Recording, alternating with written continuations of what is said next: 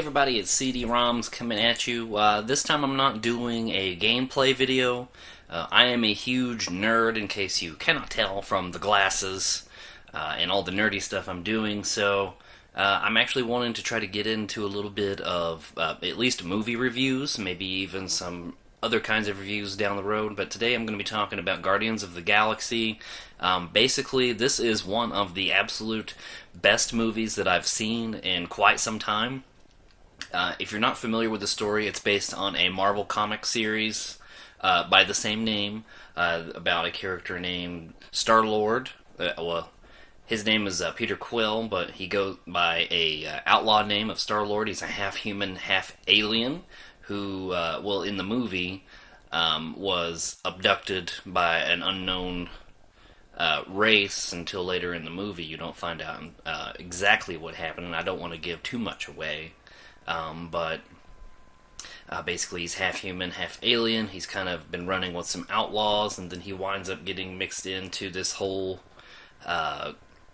plot with Thanos and one of Thanos's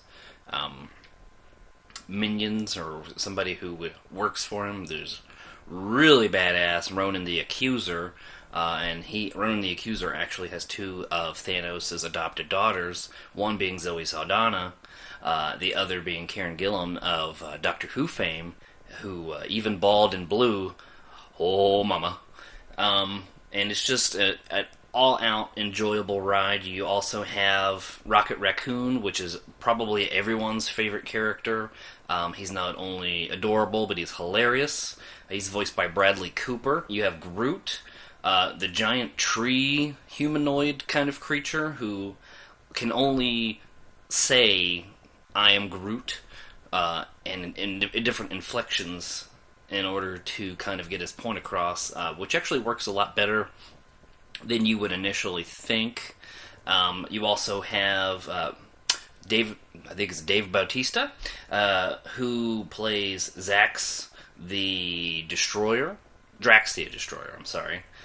who is absolutely hilarious in the film, which I was very surprised by. I did kind of inadvertently want to just pass judgment automatically, because I know he's like a UFC fighter or something, so I was kind of skeptical, but it really works. He was really funny in the movie. He has some of the best lines, and it was just a really enjoyable experience all the way around. The story was great, the music was great, him going after his cassette player constantly, his awesome mixes from his mother, just glorious late 80s pop tunes, and it was just a lot funnier than I initially had expected it to be, and probably one of the best movies that I've seen of the last decade. So the grand verdict is it worth it?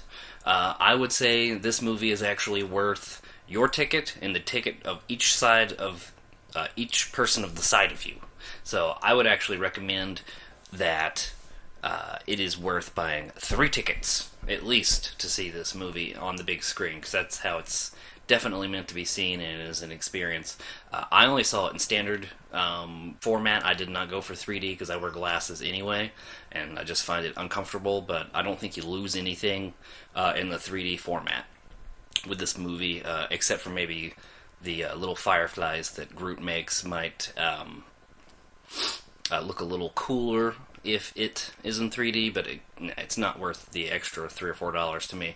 But the movie's absolutely gorgeous. It's awesome. I recommend you go see it immediately, and make sure that you stick around to the end credits, the end of the credits, because you are going to want to. It is worth it, I guarantee it. If you have to pee, hold it. If you have to, go in the cup that you bought when you got there, because those cups are ginormous. Use it as a restroom.